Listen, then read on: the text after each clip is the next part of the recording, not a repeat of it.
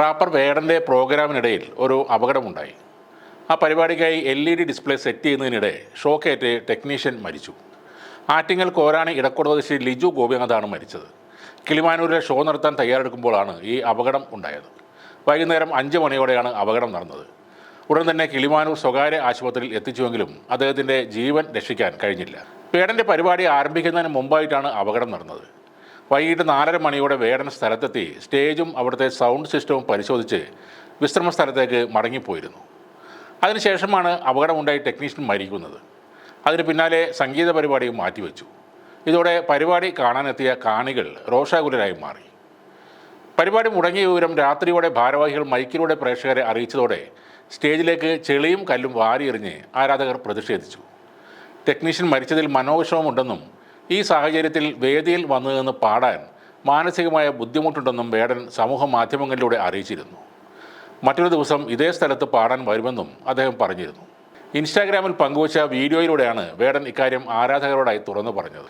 ആൾക്കൂട്ടവും സുരക്ഷാക്കുറവും മൂലം പരിപാടി റദ്ദാക്കാനുള്ള കാരണം നേരിട്ട് വന്ന് പറയാൻ പോലും പറ്റാത്ത സാഹചര്യമുണ്ടെന്നും വേടൻ പറഞ്ഞു. വേടൻ്റെ വാക്കുകൾ ഇങ്ങനെയാണ്: കിളിമാനൂരിൽ വെച്ച് നടത്താനിരുന്ന എൻ്റെ പരിപാടിയിൽ ലിജു എന്ന് പറയുന്ന ഒരു സഹോദരൻ ടെക്നീഷ്യൻ ഷോക്കേറ്റ് മരണപ്പെട്ടിരിക്കുന്നു.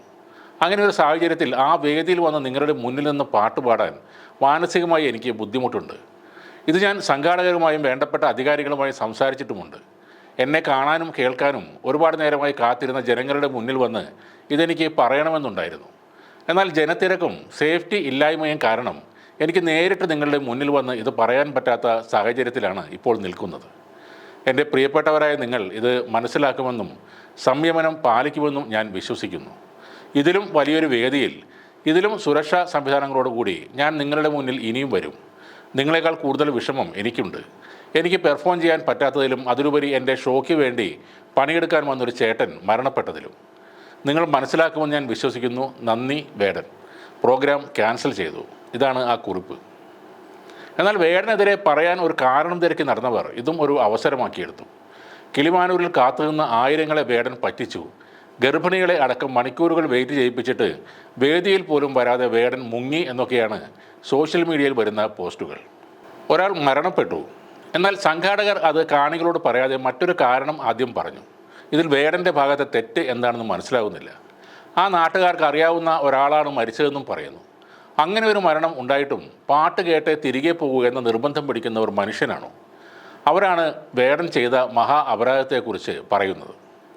തൻ്റെ പരിപാടിക്ക് കൂടെ നിൽക്കുന്ന ഒരു ടെക്നീഷ്യൻ അതേ വേദിയിൽ സംഭവിച്ച ഒരു അപകടത്തിൽ കൊല്ലപ്പെടുന്നു. ആശുപത്രിയിൽ നിന്നും വിവരം അറിയുന്നത് വൈകിയാണ്. ആ വേദിയിൽ വന്ന് ആടിപ്പാടി ആളുകളെ രസിപ്പിക്കാൻ ചിലപ്പോൾ ചില മനുഷ്യർക്ക് കഴിയില്ല. പകരം വേറൊരു ദിവസം വന്ന് പാടാം എന്ന് മാത്രമേ അയാൾക്ക് പറയാൻ കഴിയൂ. നിങ്ങൾ വേടനെ ഇനിയും കല്ലുകൾ എറിയണം. ആ കല്ലേറുകൾ തന്നെയാണ് അയാളെ വളർത്തുന്നതും. വേടൻ ഒരു പാട്ടിൽ പാടിയ പോലെ ആ കല്ലുകൾ പെറുക്കി വഴിയുണ്ടാക്കി അതിലൂടെ വില്ലുവണ്ടിയിൽ വരുമ്പോഴാണ് അയാളുടെ തലപ്പാവ് കൂടുതൽ തിളങ്ങുന്നത്. അതുകൊണ്ട് എല്ലാത്തിനും വേടനെ വിമർശിച്ചുകൊണ്ടിരിക്കുക, അയാളെ കുറ്റപ്പെടുത്തിക്കൊണ്ടിരിക്കുക.